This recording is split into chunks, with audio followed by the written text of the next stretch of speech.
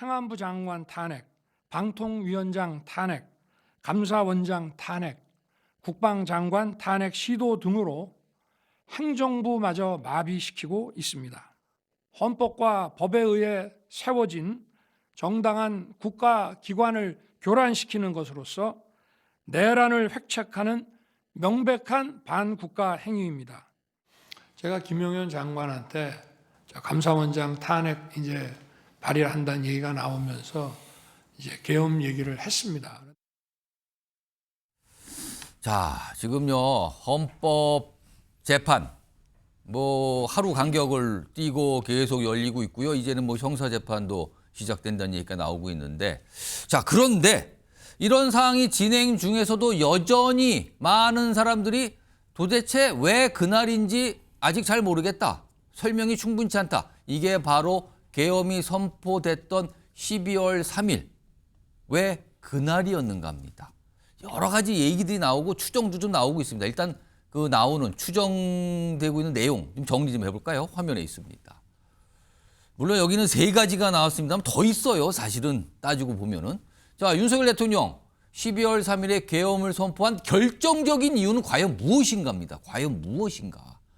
지금 보면은요, 일단 감사원장 탄핵안이 당시에 발의가 됐고 추진이 됐는데 12월 3일 전날인 12월 2일에 국회 본회의가 보고됐어요. 전날이에요. 이것 때문이었을까? 이것 때문에 야당의 어떤 움직임에 대한 강한 불만이 굉장히 커지고 폭발했던 거 아니냐. 두 번째는요. 명태균 씨의 황금폰 얘기 나옵니다. 이게 있었다. 야당에 제출할 수 있다. 이런 얘기 나왔었잖아요. 당시에. 그리고 12월 3일 검찰이 명태균 씨를 기소를 합니다. 날짜가 겹치죠. 그리고요. 그 전에 있었던 일은 야당 주도의 정부 예산 삭감. 이거에 대해서 사실 윤석열 대통령은 강한 불만 표시도 했거든요. 자, 크게 보면 이 3가지 정도로 추리인데 특히 1번과 2번 꽤 주목을 좀 받고 있습니다. 우선 1번 관련해서는요. 앞서서 뉴스와이드 시작하면서 전해드렸는데 나경원 의원이 최근에 윤석열 대통령을 만난 뒤에 뭔가 설명을 좀 내놨거든요. 들어보겠습니다. 감사원장까지 탄핵을 하겠다고 하는데 그렇게 말씀하시더라고요. 감사원장 탄핵안 발의가 안 됐으면 계엄에 대해서 조금 늦춰볼까 했었는데 그러니까 계엄에 대해서 마지막에 감사원장 탄핵 발의를 하는 것까지 보고 이건 도저히 그대로 있을 수는 없다 하고 했다. 이렇게 저희한테는 말씀하셨습니다. 자, 이 얘기를 들어보면은 감사원장, 야당의 감사원장 탄핵 추진, 이것 때문이었을까? 이게 결정적 이유였을까? 이렇게 또 짐작이 되는데 야당에서는요, 명태균 씨와 관련 지어서 얘기를 또 합니다. 들어보시죠. 윤석열은 왜 12월 3일을 퇴계했을까요? 12월 2일과 3일에 걸쳐서 명태균 측이 황금폰 공개와 특검을 압박하자 윤석열이 쫄아서 그날 밤 계엄을 실행했다는 명태균 씨 발언이 나왔습니다. 명태균 발언은 사실일 가능성이 높습니다. 밝혀야 합니다. 각각의 어떻게 보면은 주장일 수 있는 내용들이 나온 거예요. 아까 봤던 이 화면, 결정적 이유가 무엇일까? 특히 1번과 2번, 약간 여야 진영에서 이런 주장이 나오는데 이 얘기 좀 해보겠습니다. 지금 3분 모셨거든요. 소정욱 변호사 나와 계시고요. 김상일 정치평론가 자리하셨습니다. 그리고 손정혜 변호사도 나와 계십니다. 안녕하십니까? 네. 자, 우선 소정욱 변호사. 2가지 이유 중에 결정적 이유는 어떤 거라고 보고 계십니까, 혹시? 명태균은 이제 그 터무니없는 가짜뉴스. 그건 야당 쪽에서 주장하는 거다. 연변하게 괴담 혹시 무민이에요. 예. 왜냐하면 이게 김소연 변호사 글에 의하면 그분이 한때 변호인하고 지금도 다시 복귀한다 그러잖아요. 예. 전혀 이게 그 폰에 대통령 관련 이게 없다는 거예요. 대통령이 되고 나서 명태균 씨하고 통한 게 없어요. 예. 그게 뭔데? 그거하고 계엄 이거는 대통령에게 공개하기 위한 프레임이지. 예. 저는 명태균하고는 이게 전혀 관계없다. 관계없다. 그건 관계없다. 자, 근데 중요한 게 빠졌어요. 뭡니까? 탄핵은 맞아요. 이창수, 특히 아까 이창수 검사장 탄핵, 예. 감사원장 탄핵, 예. 그다음에 중요한 게 김용현 탄핵 시도. 이게 빠졌어요. 오. 김용현 장관 입장에서는 이게 내가 탄핵되면 국방이 마비되잖아요. 예. 근데 그런 시도가 있었거든요. 얘기가 나왔다, 그게? 했을 거예요. 계엄 안 하면. 예. 저는 김용현 따라서 이게 탄핵이 문제되고요. 그다음에 예산 있죠. 예산. 그게 특히 대왕고래 이런 게 대통령이 경로하죠. 예. 공약 대표적인 3.6 꿈. 예. 그다음에 영혼 있잖아요. 여기 있고요. 하나 빠진 게 부정선거예요. 그날이 키르기스스탄 예. 대통령이 2일부터 4일까지 방한 중이었어요. 그렇습니다. 그날도 뭐가 회담도 있었고 그랬어요. 회담하면서 보니까 국제적인 조직범죄에 대응하는데 그게 부정선거예요. 예를 들어 트럼프 대통령도 지금 부정선거 뿌리 뽑아진다 하죠. 키르기스탄도 이게 부정선거로 홍역을 치르고 있는 이런 나라예요. 이게 대화하다 보니까 야 국제적으로 이게 부정선거 연대 세력이 있네. 예. 그래서 이게 바로 그게 선관위부터 치잖아요. 예. 국회 전에. 따라서 저는 탄핵과 예산, 부정선거 세 가지가 이게 중요한 키포인트고 결합이 됐다. 그게. 명태균 한국폰이 뭐 있나요 그게? 알겠습니다. 세 가지가 결합이 돼서 날짜. 근데 서정욱 변호사님 그런 말씀이신데 김상일 정치평론가. 근데 날짜가요. 그게 평일이었거든요. 그리고 더더군다나 그때 당시에 예산안 처리 때문에 계속 국회 주변에 의원들이 많이 있는 상태였어요. 항상 저녁을 먹고도 대기하고 있고 이런 상태였거든요. 그래서 지금도 말하는 게 왜 하필 그날이었을까? 그렇죠. 좀 몇 가지 이유를 아까 보기로 좀 여야에서 나오는 목소리를 좀 전해드렸는데 결정적 이유는 뭐라고 판단하십니까?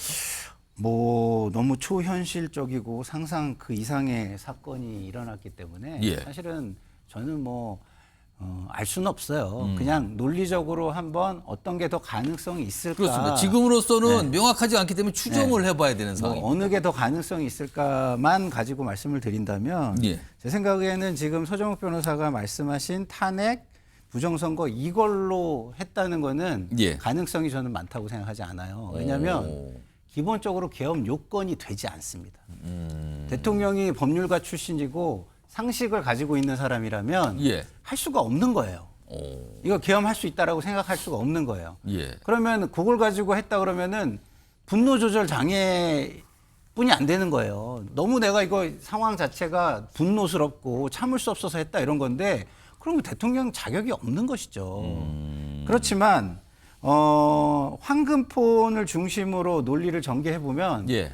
굉장히 좀 가능성을 추정할 수 있는 부분이 있어요. 왜냐하면 그 황금폰이 탄핵 비상계엄 다음 날 예. 특검이나 야당 손에 넘어간다는 정황이 있었고요.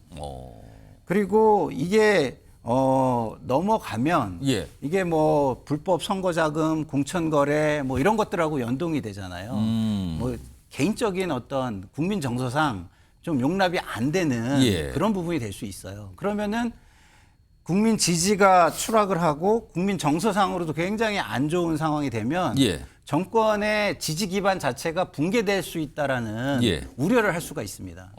그러나 지금 서정욱 변호사가 말씀해 주신 그런 이유라면 이건 여야 정쟁 구도를 만들어낼 수 있기 때문에 예. 그 기반은 붕괴되지 않아요.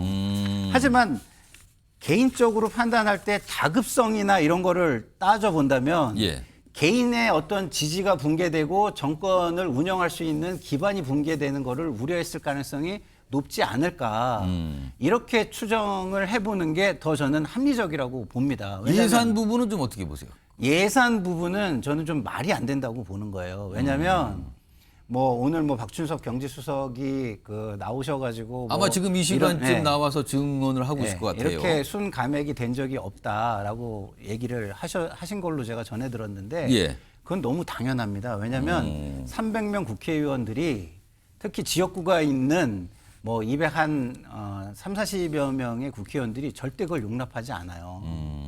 그 이해관계가 있기 때문에 어느 원내대표, 어느 당대표도 그걸 예. 실현할 수가 없습니다. 근데 이재명 당대표가 워낙 막강한 지금 예. 힘을 가지고 있기 때문에 모든 국회의원들이 자기의 이익을 포기하면서 순감액을 한 거거든요. 그렇기 때문에 지금 이 상황 자체가 예. 무슨 예산이 뭐 이렇게 하는 것이 뭐 민주당이 굉장히 무슨 폐악질을 했다 이렇게 보기가 어려운 거예요. 왜냐하면 240여 명의 국회의원들이 자기 이익을 내놓고 정치적으로 이거를 결단을 한 거거든요. 예. 그러면은 그런 결단을 했는데 그것이 뭐 민주당의 어떤 폐악질이고 이거는 뭐 그동안 있을 수가 없는 일이고 이것이 안 좋은 관점에서 이게 이루어진 일이냐? 그건 아니라는 거죠. 제가 볼 때. 그러면은 그 예산은요, 기본적으로 항상 감액이라는 게 존재하는 겁니다. 그리고 국회 절차에 의해서 하는 것이고, 예. 할 수 없는, 민주당이 할 수 없는 것을 했다 그러면 그것을 과연 무도한 짓으로 봐야 되는 거냐? 알겠습니다. 아니면 민주당이 자기희생적인 행위를 한 것으로 봐야 하는 거냐? 이 부분에 대해서 저는 자기희생적인 행위를 한 것이다. 이렇게 보는 게 더 합당하다고 봅니다. 자, 이제 김상희 평론가께서는 아까 명태균 황금폰 쪽에 조금 무게를 두셨고, 서정욱 변호사는 그게 아니라 잇따른 탄핵 추진이 있었고, 특히 김용현 전 국방부 장관에 대한 탄핵 얘기 이런 것도 당시에 있었다. 그리고 몇 가지들이 부정선거에 관련된 의혹 그런 거에 대한 인식들이 깔리면서 됐다. 그리고 예산도까지 곁들여졌는데, 지금 특히 이제 김상희 정치판 평론가께서는 지금 보기 3개 중엔 예산 삭감 이 부분에 대해서는 뭐 민주당도 나름의 어떤 이유가 있었다 설명해 주셨는데, 지금 윤석열 대통령의 경우는 계엄 선포 당시에도 그렇고 헌재에서도 윤석열 대통령 측에서 계속 예산 삭감 부분에 대한 어떤 설명을 좀 해놨어요. 들어보겠습니다. 주요 예산을 전액 삭감하여 국가 본질 기능을 훼손하고 대한민국을 마약 천국, 민생 치안 공황 상태로 만들었습니다. 이러한 예산 폭거는 한마디로 대한민국 국가 재정을 농락하는 것입니다. 야당은 이 사건 비상계엄 선포 이틀 전인 2024년 12월 1일 2025년도 정부 예산안을 일방적으로 무려 4조 1천억 원 삭감하여 단독 처리했습니다. 자, 이런 얘기가 나왔어요. 아까도 전해드렸지만 감사원장 등 잇따른 탄핵, 특히 감사원장 탄핵안이 국회에 보고된 거, 이게 결정적 이유였을까? 아니면 명태균 씨 황금폰 얘기가 구체적으로 나오기 시작했죠. 이게 뭔가 결정적 이유인가? 아니면 예산 삭감 또는 부정선거 인식 이런 게 강한 바탕이 됐을까? 아직은 모르겠습니다만 여러 가지 섞여서 추정과 해석도 나오고 있는 상황이에요.